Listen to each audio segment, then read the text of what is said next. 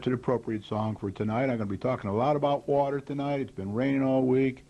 There's an event at the lake next week that's very interesting, and I myself, as you can see by the credit, was asked to join the Inland, Wetland, and Water Courses Commission. So I'm going to be talking a lot about that stuff tonight, so I thought I'd play that song once again. I'm going to start out with a story because I get a lot of requests for stories and a lot of requests for songs. Kind of breaks up the monotony of all the numbers that I go through every week, especially around budget time. But once again tonight, I did about a year and a half ago, I told the story of the boy who cried wolf. These Aesop fables were very important to me growing up as a child. My dad read them to me when I was young, and the teachers read them, and other people read them, my mom once in a while. And I learned a lot from them, and I'm very surprised through life at how few others have learned from these fables. So I'll read one again tonight, The Boy Who Cried Wolf. There once was a shepherd boy who was bored as he sat on a hillside watching the village sheep. To amuse himself, he took a great breath and sang out, "Wolf! Wolf! The wolf is chasing the sheep." The villagers came running up the hill to help the boy drive the wolf away. But when they arrived at the top of the hill, they found no wolf. The boy laughed at the sight of their angry faces. "Don't cry wolf, shepherd boy," said the villagers, "when there's no wolf." Then the villagers went grumbling back down the hill. Later the boy sang out again, "Wolf, wolf, the wolf is chasing the sheep." To his naughty delight, he watched the villagers run up the hill to help him drive the wolf away. When the villagers saw no wolf, they sternly said, "Save your frightened song for when there is really something wrong. Don't cry wolf when there is no wolf." But the boy just grinned and watched them go grumbling down the hill once more. Later he saw a real wolf prowling about his flock. Alarmed, he leaped to his feet and sang out as loudly as he could, "Wolf! Wolf!" But the villagers thought he was trying to fool them again, and so they didn't come. At sunset, everyone wondered why the shepherd boy hadn't returned to the village with the sheep. They went up the hill to find the boy. They found him weeping. "There really was a wolf here. The flock was scattered," I cried out. "Wolf, why didn't you come?" An old man, about my age, tried to comfort the boy as they walked back to the village. "We'll help you look for the lost sheep in the morning," he said, putting his arm around the youth. The moral here is that nobody believes an alarmist even when he is telling the truth. So we don't need any more false alarms in Winsted. There were a lot of alarms over the last couple of years with this administration. Not many of them turned out to be true. Keep that in mind when you hear more or read more alarming information in the newspapers. I will now start the comments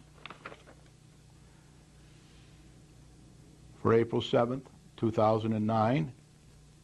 And you should see now a picture of Jacques, Custeau.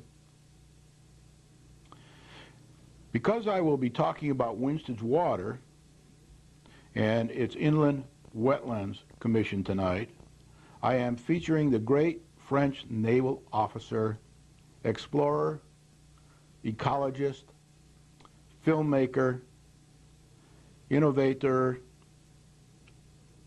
scientist, photographer, author, and researcher, Captain Jacques Custeau. He liked to be called Captain Custeau.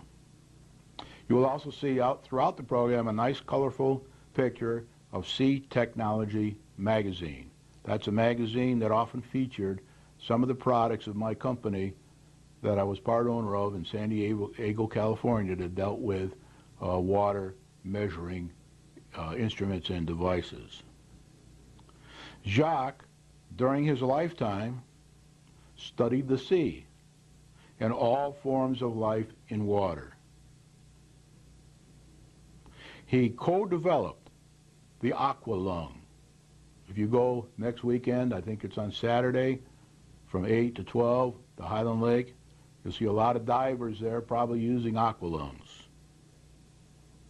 looking for treasure in Highland Lake. I don't think you'll find much treasure. I know what they'll find because I've picked a lot of it out of there during 8-foot drawdowns. A lot of tires for sure. I would say tires will be the #1 find when they dive next week. But Jacques also pioneered marine conservation and was a member of the Académie Française. Captain Custeau, as we called him, used water quality instruments produced by a company that I managed and partly owned when he was on his expeditions. More on this later in the program. Well, the annual town budget meeting has now been held, and a date has been set for the annual town budget referendum. Tonight I will feature some statistics of assessed values and their related tax values that were passed out by the town as part of the budget package handed out at the meeting on Monday night. This package is available at the town clerk's office in the town hall. If time tonight, I will pass on parts of the latest after revaluation list of some of the largest assessed values in the town of Winsted. This list is also available. You have to get this one at the assessor's office in the town hall. I asked her to print out for me the top 50 assessed properties values in town after revaluation, and this is up to date today. I attended the meeting on Monday night of about 80 to 100 well-behaved citizens and was once again very impressed by the moderator, Judith Dixon. I have seen a few moderators over the years that I've been back, and she, in my opinion, is definitely the best that I've seen so far. We should sign her up for life. She does it free, doesn't charge us anything for that, and does a real good job in managing the meeting. I have once again played tonight on my harmonica the tune, Shall We Gather at the River, because water has played a very significant part in the rise and fall of Winsted economically. Water was used to build the large and successful agricultural and industrial community of the early and successful Winsted years. And the waters of the many floods have been responsible, amongst other things, for disturbing the balance, perhaps causing some of our current financial problems. Much of the beauty of Winchester is a result of the water. When we lived in San Diego, California, Joyce and I, and Phoenix, Arizona, and we returned to this area for visits with our families in the summertime, I was often blinded on the ride from JFK to Winsted by the contrast that the intense green provided in contrast to that of the western states. A lot of brown out there in the western states, a lot of desert and near desert. If it wasn't for irrigation, a lot of those famous cities in the west would be brown. Also very noticeable was the neglect of many architectural features throughout the Naugatuck Valley. It was and is still overwhelming. At this week's Selectmen meeting, I was appointed to the Inland Wetlands and Watercourses Commission. I have been sworn in and will attend the next meeting on Wednesday, May 20th, 2009, in an attempt to be a part of a very important commission that must help to balance all of the needs of the community and its citizens. While I remain open to all ideas, I have my views, and will explain some tonight as best I can. Thanks to the many people around the lake and in the town that have constantly encouraged me to ask for an appointment to the Inland Wetland Commission as well as other commissions. And thanks to the Board of Selectmen that appointed me, 5-2, to the commission. During a voting break, after I was appointed, one person in the audience said, "Are you a Republican now?"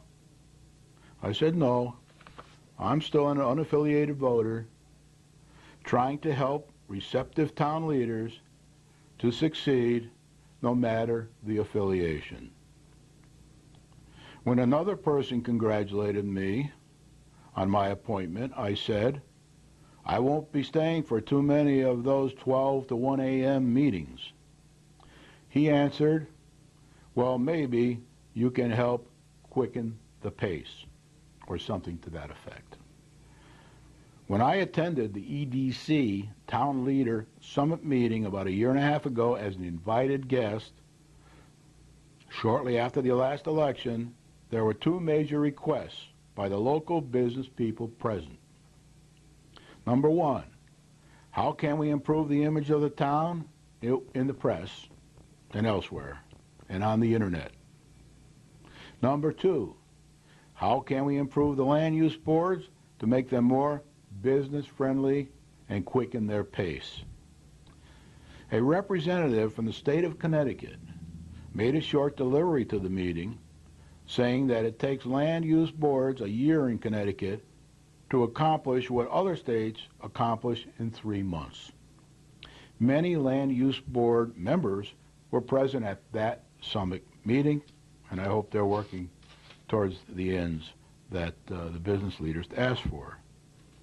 The present administration majority, as promised while campaigning, is trying to responsibly speed up the decision-making on the land use boards.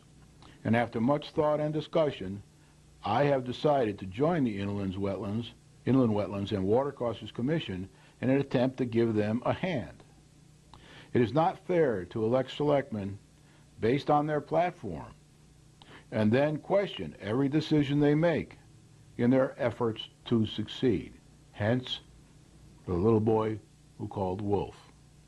Tonight I have once again read the Aesop's fable because I think that it conveys a message to the extremists in the town that cry wolf at every decision that the selectmen and town manager make in an effort to fulfill the commitments that they made to an previously unsatisfied electorate in their platforms when they ran for office.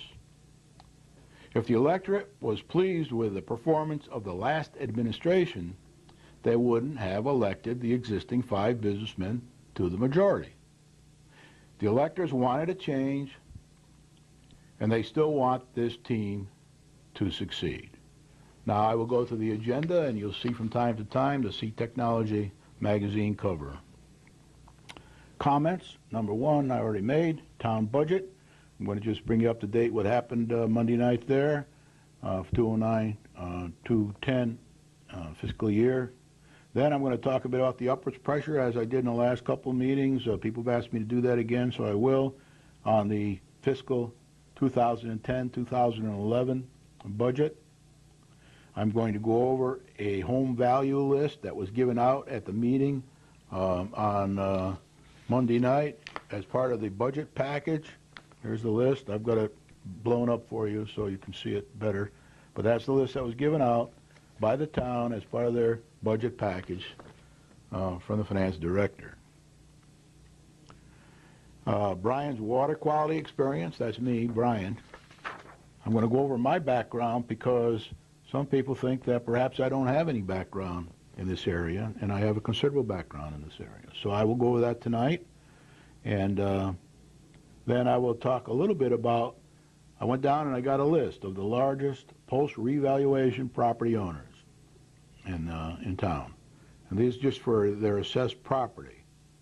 It's not for their personal property. I'm still working on that. But when I get both lists, then I'll have a complete list of the taxes, and I can pass them on to you.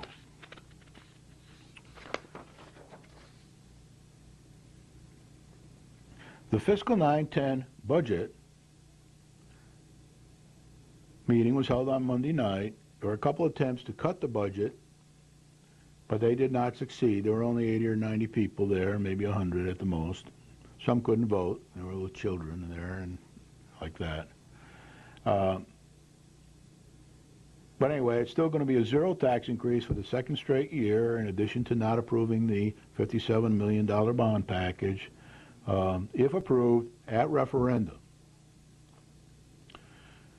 The Board of Education and Gilbert are still trying to resolve the additional 1.92% decrease. They have come to an agreement between the two groups. They now have to bring it to their boards, and I'm not sure whether they have or they haven't, or one has and the other hasn't, or whatever. But as soon as they bring it to their boards and the boards agree, then that'll be resolved, and I'll try to see if that's done. I don't even know if it'll be done by next week, but if it is, I'll try to pass that on to you. I haven't seen anything in the paper about it yet, so I'm not sure. Now, the annual town budget referendum was decided last Monday by the group to have it on Wednesday, May 27, 2009, from 8 a.m. to 8 p.m. in the Pearson School. So please try to show up and vote on this budget. My guess is it'll be lean. Probably get 1,200 to 1,400 people show up because it is a zero increase, and people tend to lose interest when it's a zero increase. There are some people concerned about the Plan B of the redistricting program, and that goes on, but we don't know. It didn't rear its ugly head at Monday's meeting, but it might come up at the annual town budget referendum in the form of votes. I think about 408 people or so signed a petition that the mothers and teachers and fathers were raising about Plan B. Now, as far as upwards pressure for the following year budget, fiscal 2010, 2011, we know we're going to lose $190,310 if things remain the same over the year from the state. They've already announced that. Unless some miracle happens, we will get $190,310 less from the state next year. And then we have the LoSiP in the existing budget, which we may or may not use, of $200,000. It's in the revenue side and the expense side of the yet to be approved budget. And as I said before, the way LoSiP works is we have the money here already in our hands. If we spend it, we can then apply for a grant for a 100% replacement of that money. That takes some time. If we don't spend it, then we'll still have it for the following year, and we won't, of course, have the expense side of the budget. So this can go in several different directions here next year, but I'm putting it in here now to be safe. If we spend the $200,000 to fix roads, then it will not. Revenue will be down $200,000 in the following budget. If it's down $200,000, that means expenses must also be down $200,000 because the money's been spent. Expenditures for fiscal 2010-2011. We must plan on some salary increases, although there's a whole bunch of people who don't think there should be any salary increases. And when the mayor read off the budget statement on Monday night, he did mention that there were several years where management and personnel didn't get any increases. I don't remember exactly which years they were, but there were at least 3 budgets in the last 4 or 5 years. So if they do average 1.5% next year, that'll be another $60,000 that we have to try to find somewhere. And the health costs, as we know, a few years ago, they went up 19%. And the information the town manager has now leads him to believe at this stage, which is very early, that we could, cost for our health care, which we spend $1.2 million on now, could go up by 5 to 20%. So if it goes up by 5%, that'll cost us $60,000 more next year. If it goes up by 10%, it'll cost us $120,000 more, as an example. If it goes up by 15%, $180,000 altogether. And if it goes up by 20%, it could cost us about $250,000, $240,000 that we would have to find somewhere, in addition to the other numbers that I already mentioned. So our upwards pressure for fiscal 10-11 could be between 450,310 and 690,310, depending on what happens in those areas. If we remove the low SIP and we don't do the road fixes to the road, then the upwards pressure could be between 250,310, because we take out 200,000 on the low end, and 490,310 because we take out 200,000 on the high end. So in either way, we've got a difficult nut to crack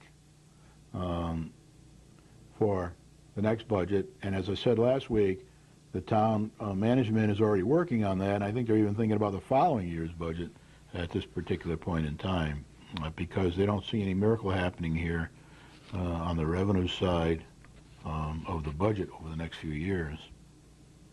Now I'm going to talk a bit about the paper that was handed out at the meeting the other night. And it has two columns. One is assessed value. The other column is proposed/current taxes. So just like this year, last year and this year are going to be the same, because we have 2 zero increase budgets in a row. So if this passes. So if your home is worth $60,000, then you will pay $1,480.20 in taxes. That will be divided by 2. You pay half at the beginning of the year and half in the other half in July. If your home is worth $80,000, you will pay $1,973.60 in taxes, and so on. If your home is worth $100,000, you will pay $2,467, according to the town paper.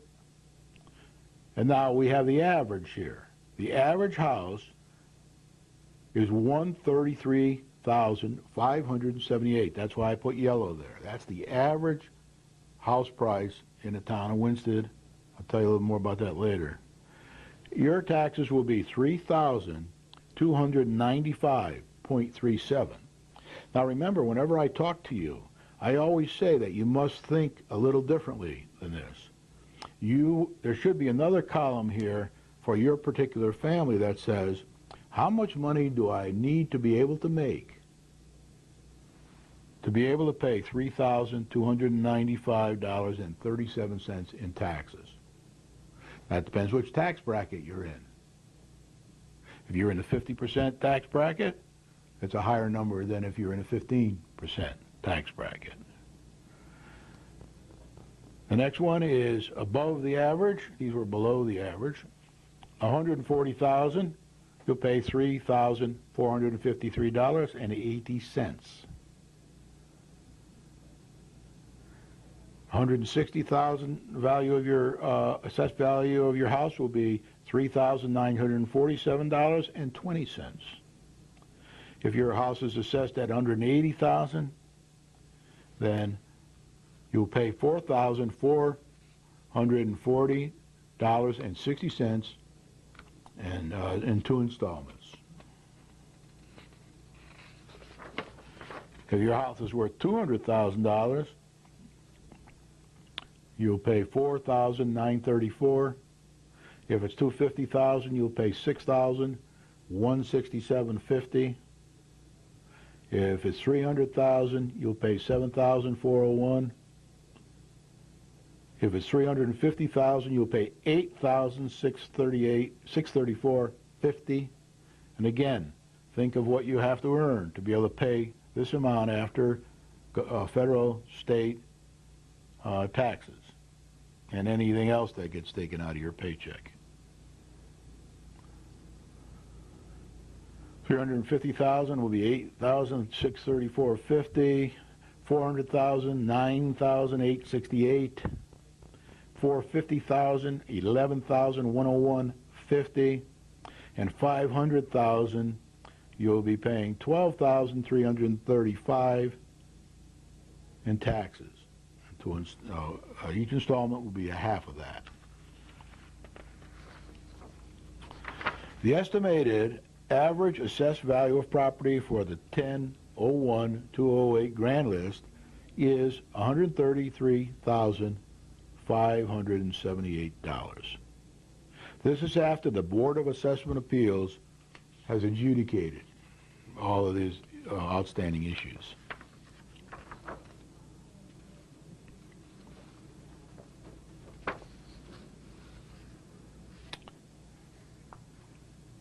The town has a $727,866,245 net real estate net real estate assessments after the Board of Assessment Appeals has adjudicated, and that's done as far as I can see. I guess it happens every year, but for that year, they're done. There are about 5,449 dwellings. That's the number of accounts that we have on the assessment list. And again, 133,578 is the average assessed value. Now later in the program, if we have time, and it looks like we may have time later, I will talk about the latest revaluation and how it affected various property values. But now I want to talk a bit about the Inland Wetland Commission and Watercourse Commission. Inland Wetland and Watercourses Commission. I always choke on that name. I guess there are about 9 or 10 people on that commission. I think it's 9. So I'll only be one of 9 people, so no real reason to fear me. But I first want to say that I will be talking a bit about tonight about the commission and a little bit about the Highland Lake Watershed Association, but not much about them. And I want to say up front that overall, I am very impressed with these commissions. I haven't been impressed with some of the individuals over the years that have been on the commissions, but as commissions, they all mean well. They all want to do a good job, and they put a lot of time into it for zero remuneration and probably a lot of acrimony. So my hat's off to them for that. The same with the Highland Lake Watershed Association. We have some well-meaning people that are members of the Highland Lake Watershed Association, and we have some well-meaning leaders in the Highland Lake Watershed Association. They do a lot of good for the lake.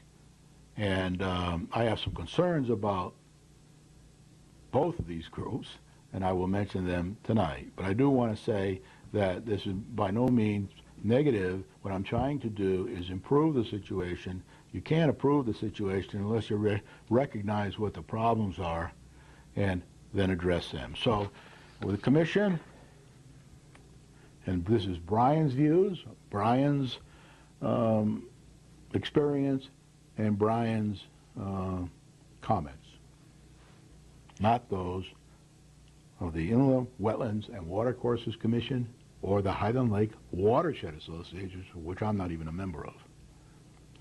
Beginning in early 1980, I, Brian O'Haron, spent 7 years in the water quality industry as part owner, president, and chief operating officer, it's reduced to COO, that stands for Chief Operating Officer, of a worldwide water quality instrument supplier. The instruments manufactured reached a depth of 4 miles, where necessary, in the oceans around the world. They're also used in lakes, ponds, streams, everywhere.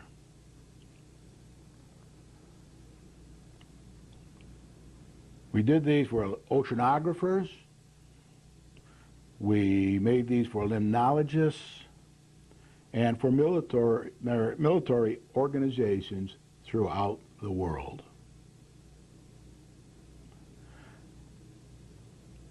These instruments had to be precise, and they had to work, because most of the people who used them didn't have big budgets, and they had time scales to meet when the ship would leave on a mission to measure water quality or to chart the oceans or whatever they were trying to do. And things had to be working when they received them around the world, put them on the ship, and got them out to their destinations. Some of the customers were, guess who? Jacques Custeau, the Woods Hole Oceanographic Institute of Cape Cod, Massachusetts, the Scripps Oceanographic Institute of the University of California, San Diego, where the company was based, and the National Oceanic and Atmospheric Association, called NOAA, were some of our long-standing customers while I was there. We had plenty all over the world, everywhere, behind the Iron Curtain at the time, everywhere. We designed and manufactured various electronic sensors and related electronic delivery and computerized recording devices. In addition to other water quality measuring devices and other measuring devices, electronic, for various industries. The list of sensors for the measuring or calculating water quality. Some water quality measurements take more than one type of sensor, and then you come up with a mathematical formula to get what you need. But the list of sensors for measuring or calculating water quality included dissolved oxygen. We talk a lot about dissolved oxygen in Highland Lake. pH, which is acidity. I'm using a very simple definition here. If you look on the internet or study in the science books, you'll find out the whole definition of these things, but I just want to give you a rough idea. This, of course, is dissolved oxygen sensor, sensing dissolved oxygen and existing oxygen, and these are pH acidity things. And then depth, they always want to measure depth because they want to see where things change as they go deeper in the water. Salinity, how much salt is there. And then sound velocimeters, and the sound velocimeters were used for all kinds of reasons, and one of which was we're looking for submarines in the water, etc. So I have 7 years of experience dealing there with all these people around the world and making instruments that were expensive, hard to design, hard to test. And we actually took them out to the ocean ourselves in San Diego and tested all instruments before they went to the customers. Now, locally, Joyce and I have owned property at Highland Lake since 1974. We purchased some adjacent properties in 2003. We have always tried, even though we didn't live here all the time, my mom and dad and my brother and all use these properties, but we've always tried to improve our properties. And we had to do a lot of work to do it, and we spent a lot of money doing it, and we had to get a lot of permits too. We were members of the Highland Lake Watershed Association for many years, until early 2000, when I began to disagree with the association's priorities and use of mine and others' dues. I began to suspect and hear of perceived injustices in the inland wetland decisions based upon the possibility of incorrect facts and assumptions and the great expense and time delay of individual appeal through the courts.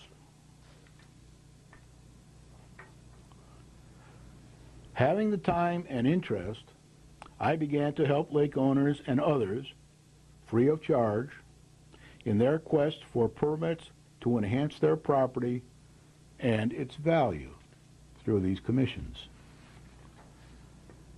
I also began to understand the large and costly amount of work necessary to keep up the water quality responsibly, and the town's inability to supply funds in an expeditious manner, because they didn't have the money. Still don't. Some money has been supplied by various grants along the way and from the town, but nowhere near the amount needed in the long run. In my research and discussions with fellow lake and town residents, I began to share their feeling that a very small number of organized Highland Lake District residents were constantly seeking control of property rights legislation over the majority of the unorganized lake and town residents based upon their apathy or complacency. One of the things you learn when you deal with these water quality situations throughout the town, not just at the lake but throughout the town, is that people are very apathetic. They have lives to lead. They work all day and night, and they come here to enjoy the environment, not to get involved in politics, says they. So they're very apathetic and very complacent until they need something for their property. Then they come be very interested and befuddled because they don't understand why things are done the way they are. And it's very difficult to explain it to them, believe me. I began to pay close attention to permit applications and any proposed changes to the rules and regulations, especially at Highland Lake. I began to inform other interested parties and encourage questioning and opposition where other residents also thought it was necessary. Sometimes I didn't even agree with them, but if the majority of them thought it necessary, then I'd try to help them out. I began to frequently attend meetings, wrote and submitted papers, and signed and raised various petitions in an attempt to help these people. Eventually, I started this program, the TV program, Planning for Success, in an attempt to help the town raise money for the various repairs and upgraded facilities needed throughout the town, including the lakes.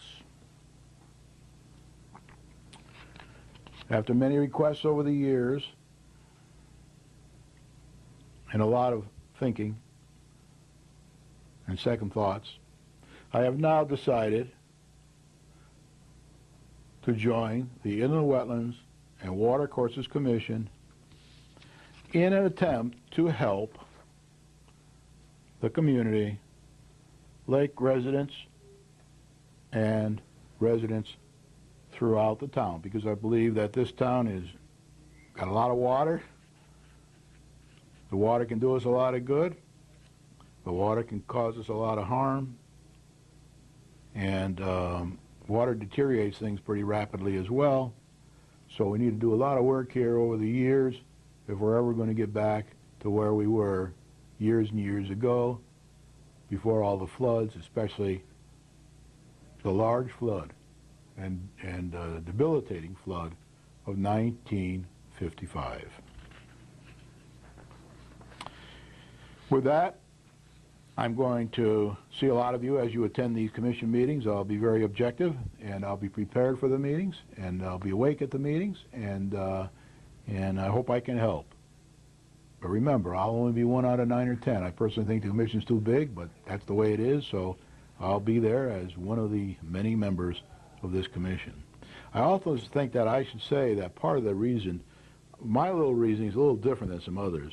What you don't need on there are 9 botanists or 9 people who have are limnologists. What you need is a mixture of people, and that's kind of what they have there now.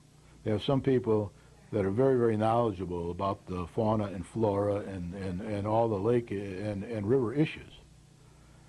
That isn't the biggest problem, in my opinion, because we do get consultants that come to the meetings, usually brought in by the people who want the permits or people who are against the permits happening. So you do have experts come in to give both sides of the story. And when you don't have experts come in, you do have an inland wetlands enforcement officer, an officer who you can turn to and ask what his view is. He's been around many, many years and has a lot of knowledge about this whole area, as well as others in the state.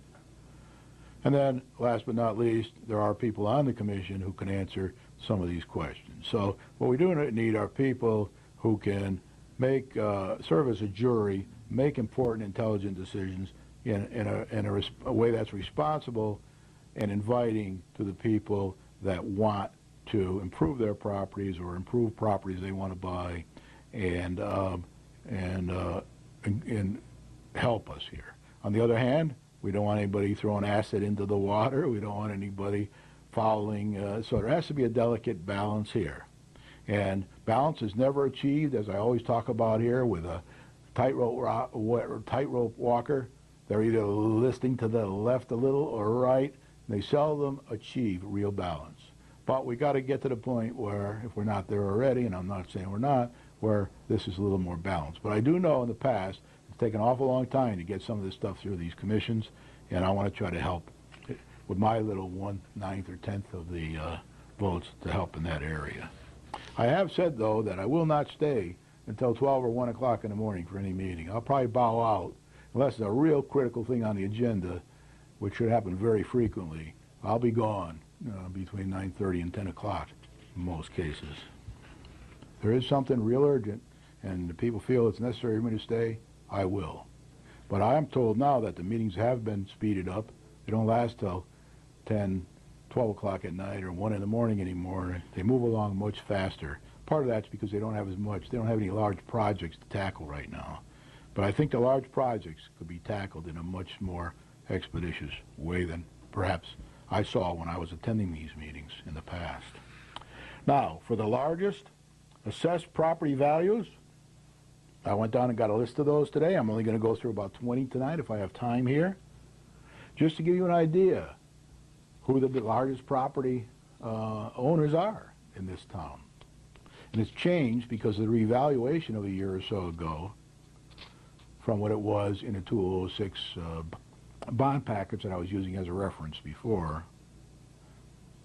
But now I know I can get a list at any time from the assessor's office, and then I can get the information from the tax office, and I can find out where we stand each year. I don't have to use the bond package anymore. I actually could have done this before, but I thought that the bond package was close enough for comfort in those days when I was trying to get on top of it. Okay, now number 1, and this is assessed value only. It does not include personal property of these companies. Now remember once when I gave you an example of Howmet, they turned out to be paying about $35,000 in property tax, but they were also paying $75,000 a year or so, give or take a few dollars, in personal property taxes. So what I need to do now is go and get the personal property taxes for all these people. That will juggle the priority there are on the list, and that will increase their numbers in some cases. In other cases, they don't have any property, personal property tax, then they'll drop down the list accordingly. So the first and largest one, assessed property values only, not including personal property, is the shopping center. They have a long name for the shopping center. It's actually called 1923 St. Mark's LLC, the one down in New Hartford Road, and it's assessed at $9,984,380 as of today. The second one are the Litchfield Garden Apartments, And I'm told that they're up there on Wallens Hill. No, not Wallens Hill. They're in Nanny Drive. And they're assessed for $3,226,860. Now, I want to point out to you that the two top assessed values here are, number one, a shopping center, and number two, an apartment complex. The third is Litchfield Heights Apartments. That's on Mountain View Terrace. And it's just assessed for $2,109,170.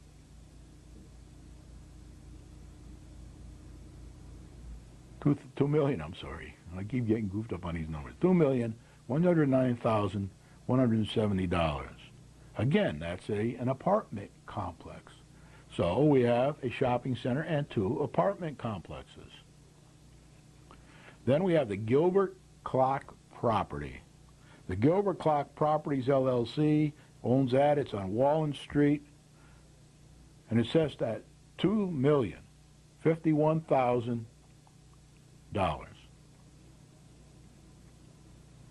Then we have Nationwide Health. That's on East Lake Street. That's that nursing home on East Lake Street.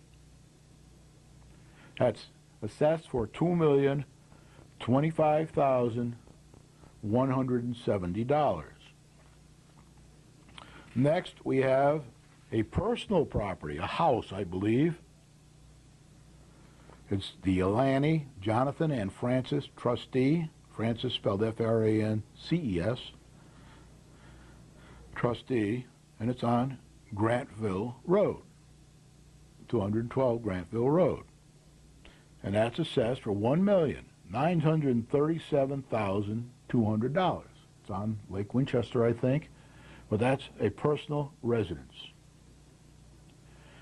The next one is also a personal summer residence, maybe even more. The Horowitzes,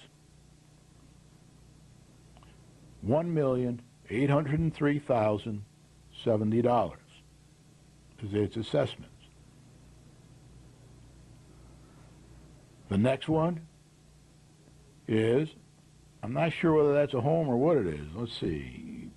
It's on West Road, 841 West Road. So it says Freddie Pomerantz owns it. It's $1,787,730. That's its assessment.